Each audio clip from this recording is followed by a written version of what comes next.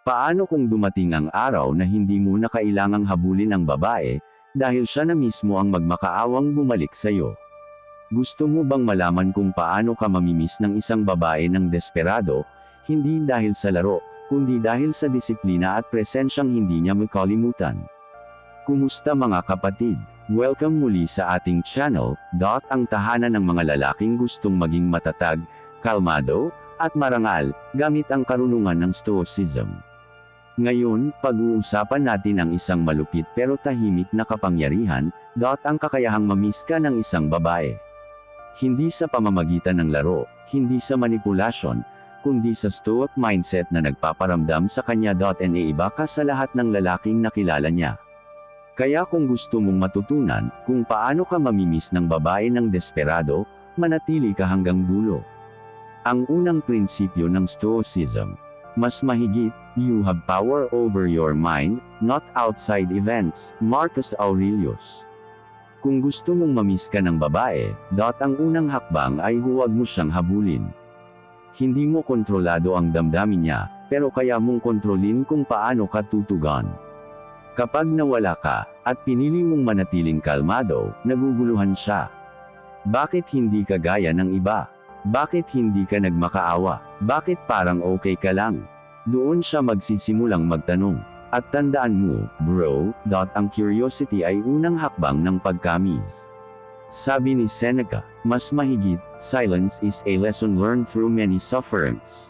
Kapag hindi mo siya kinakausap, kapag tahimik ka lang, akala niya una okay lang. Pero habang tumatagal, mararamdaman niya yung kakulangan. Kasi sanay siya na ikaw yung palaging nandyan. Ang tahimik mong pagkawala, ay mas malakas pa kaysa sa 1,000 mensahe. Ang Stoic man ay hindi nag-e-explain kung bakit siya lumalayo. Alam niyang ang pagkawala ay mas malakas kaysa paliwanag. Habang wala ka, ang karaniwang lalaki umiiyak, nagmumakmak, at nagpo-post ng drama. Pero ang Stoic man, gumagawa ng sarili niyang rebirth. Sabi ni Epictetus, mas mahigit, first say to yourself what you would be, then do what you have to do. Gamitin mo ang oras ng katahimikan, para ayusin ang sarili mo. Mag-ehersisyo, magtrabaho, magbasa, magplano ng buhay. Kapag nakita niyang habang siya ay nagpo-post ng kalokohan, ikaw ay nag-level up, unti-unti siyang matatakot. Dahil marirealize niyang habang siya abala sa pagkawala mo, ikaw naman ay abala sa pag-unlad. At yun ang pinakamatinding paraan para mamiss ka ng babae, kapag nakikita niyang hindi mo siya kailangan para maging buo. Ang mahihinang lalaki ay gustong ipakita sa mundo kung gaano sila nasaktan. Pero sabi ng Stoics, mas mahigit, the best revenge is to be unlike your enemy. Marcus Aurelius. Kung gusto mong mamiss ka, huwag mong ipakita na wasak ka. Ipakita mong kalmado ka, disiplinado, at may direksyon pa rin ang buhay mo. Hindi mo kailangang ipagyabang, subtle lang. Yung tipong may mga larawan ka na nagtatrabaho, nag-eehersisyo, o naglalakad mag-isa, tahimik pero matatag. Ang ganitong aura ay nagiging misteryo. At tandaan mo, ang babae ay naa-attract sa misteryo na hindi niya maintindihan. Kapag madalas kang available, nawawala ang thrill. Pero kapag bihira ka, nagiging espesyal ka. Sabi ni Seneca, mas mahigit, we become dearer to others when we are absent.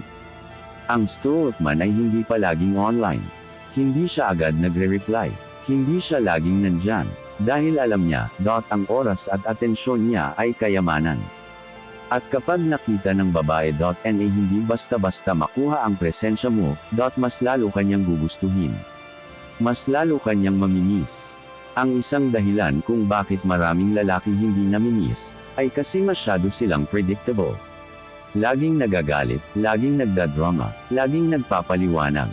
Pero sabi ni Epictetus, mas mahigit, it's not what happens to you, but how you react to it that matters.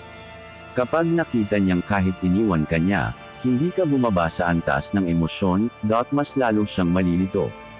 Bakit hindi ka affected? Bakit parang may alam kang siya wala?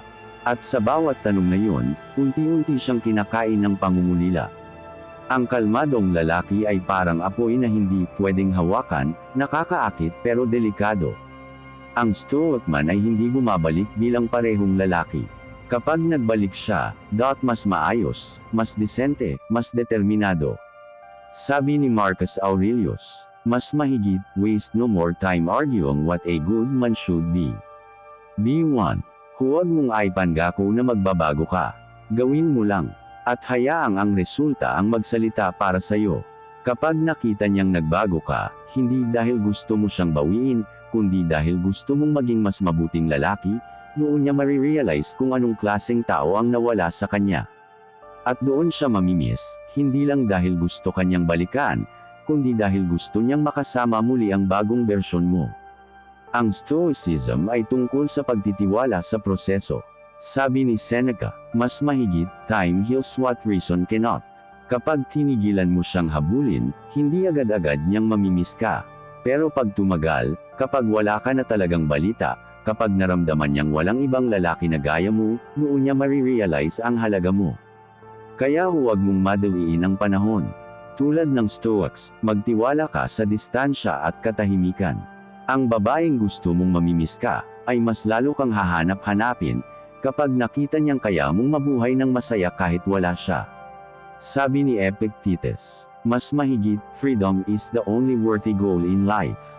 Kapag naging masaya ka sa sarili mo, kapag natutunan mong mahalin ang buhay mo nang hindi siya bahagi nito, doon ka nagiging irresistible. Kasi karamihan ng lalaki ay nagiging miserable kapag iniwan. Pero ang stoic man, ginagamit ang sakit bilang gasolina.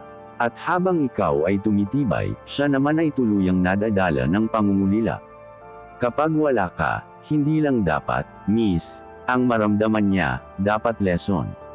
Sabi ni Marcus Aurelius, mas mahigit, the happiness of your life depends upon the quality of your thoughts. Kapag nakita niyang hindi mo siya sinisi, hindi mo siya inaway, hindi mo siya pinahiya, pero tahimik mong ipinakita kung paano mabuhay ng marangal, doon niya marirealize, hindi siya iniwan ng lalaki, iniwan siya ng tunay na lalaki. At yan ang pinakamasakit na uri ng pagkamis. Mga kapatid, ang Stoicism ay hindi tungkol sa pagiging bato o walang damdamin. Ito ay tungkol sa pagiging disiplinado kahit nasasaktan. Kung gusto mong mamiss ka ng babae, huwag mong pilitin. Huwag mong ipakita. Ipamuhay mo. Magpakatatag, magpakatino, magpatuloy. At tandaan mo, ang babae ay namimiss hindi ang lalaking magulo, kundi ang lalaking kalmado pero malalim. Ang stoic man ay hindi umaasa sa pagbalik ng iba, umaasa siya sa pag-angat ng sarili. At sa prosesong iyon, ikaw mismo ang magiging dahilan, kung bakit hindi ka niya makakalimutan. Kung nagustuhan mo ang video na ito, i-like mo, i-share mo sa mga kapwa mong lalaki na gustong makabangon mula sa heartbreak, at i-subscribe mo na rin ang channel na ito, para sa mas marami pang stoic wisdom para sa modernong lalaki. Ito ang Stoic Pinoy, at lagi kong sinasabi. Ang tunay na lalaki ay hindi nagpaparamdam para mamiss, nawawala siya ng marangal para matutunang pahalagahan. Hanggang sa susunod, mga kapatid. Stay calm, stay stoic, stay true.